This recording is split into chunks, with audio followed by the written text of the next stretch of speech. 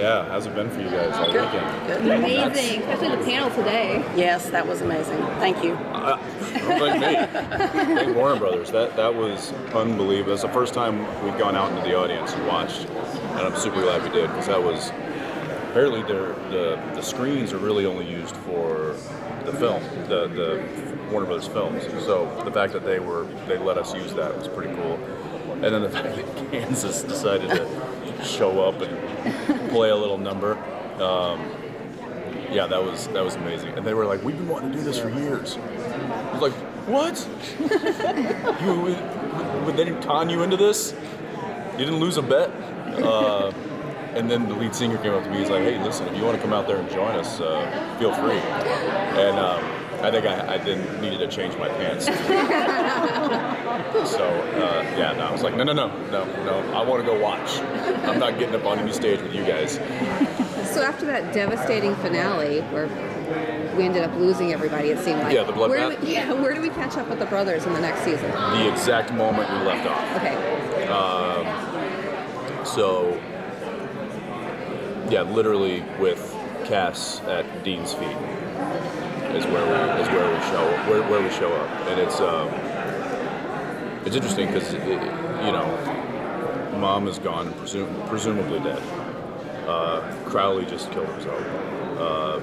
Cass is now lying dead at Dean's feet. Kelly's gone. Like there's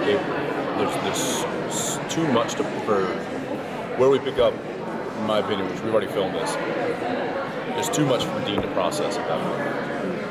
So he does he does the thing that he knows how to do best, and that is neutralize the threat. So there is a threat behind him, as in Lucifer's son. So he's just going to do that because that's something that he can hit. He doesn't know. There's too much of emotion. He doesn't know how to process the fact that he's lost this one, that one. It's just so he's just going to do what he knows, and that's hit something hard.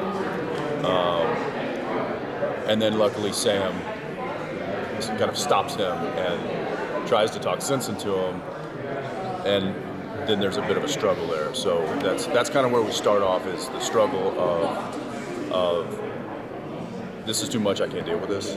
So I'm going to do something that I know I can do. That's physical and tactile, and I can do. So when it done, I haven't read ahead, so I know that at some point he's going to have to deal with it, and that'll be probably a pretty hard episode. What's that? Are you back to directing this? I'm not. I declined the offer this year because I have 2 new children at home. Yeah. Congratulations. Thank you. That I was trying to get as much time with them as I could. So. I'm so hyped for Scooby-Doo this season. Me too, man. How much can you sort of say about that episode? Does Dean meet Daphne? And what can you tell Of us? course he does. Yeah, and he might try to put the moves. I don't know. I'm just saying. But it's really everybody's super excited about it. I'm sure we've already done all the voiceover. We did that back in February, and we've seen some renderings. And I don't want to give away too much, but it'll be the majority of the show. We get a little live action in the beginning, and then that gets us into Scooby-Land. And it's pretty cool. I'm pretty stoked about it. It sounds like the brothers are not entirely on the same page, at least to start out, which is a little different than last season when they were really on the same page. Does it feel a little different like that? It's not. Well, it's certainly not going back to seasons when they were really at odds. That's good. Because it's not. They're still. It's more of let's figure out how to handle this situation. Sam wants to deal with it one way. Dean wants to deal with it another.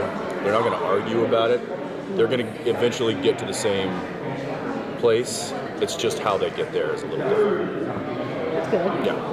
Going back to Crowley, if Sam or Dean were able to talk to him one last time, what would they have said to him? What would they want to say? Well, there's an interesting. There's a. I think I may have mentioned this before. Dean decides to once he starts to realize the severity of the situation, he tries to reach out to God, which, as we all know, is gone. But he figures he'll take a stab at it, and he does mention he's like bring Crowley back, bring them all back. So I think there is even though Crowley was kind of was obviously a bad guy, had his own agenda and stuff. I think what he did was not something that they ever expected to happen, and I think it was very telling of kind of his. Certainly was self-serving, but there was an ounce in there that maybe gave a crap about it. And I think Dean always, I think he maybe had an idea that was there. So, if there was dialogue written, I'm not sure what it would be, but I would imagine there'd be a slight bit of gratitude. Do you think Very slight. Sorry. Yeah. Do you think that you guys might bring some more hunters then, so we can meet some new hunters, especially with the spin-off coming up? I hope so. I always like it when we kind of flesh out that world a little bit, and we get to see people that live similar lifestyles as the brothers. I don't know though. I haven't read ahead yet, but that's certainly something that I enjoy as well. So I hope so. How does it feel knowing it's season 13? I mean, people have grown up with this show. And by the way, the fans just want you to know that they think you're amazing and they love you so much. Thank you. 13, I said this earlier, I was like, it's not even a dream come true because I could have never dreamed this. So there you go. Thank you. Thanks, guys. Thank you.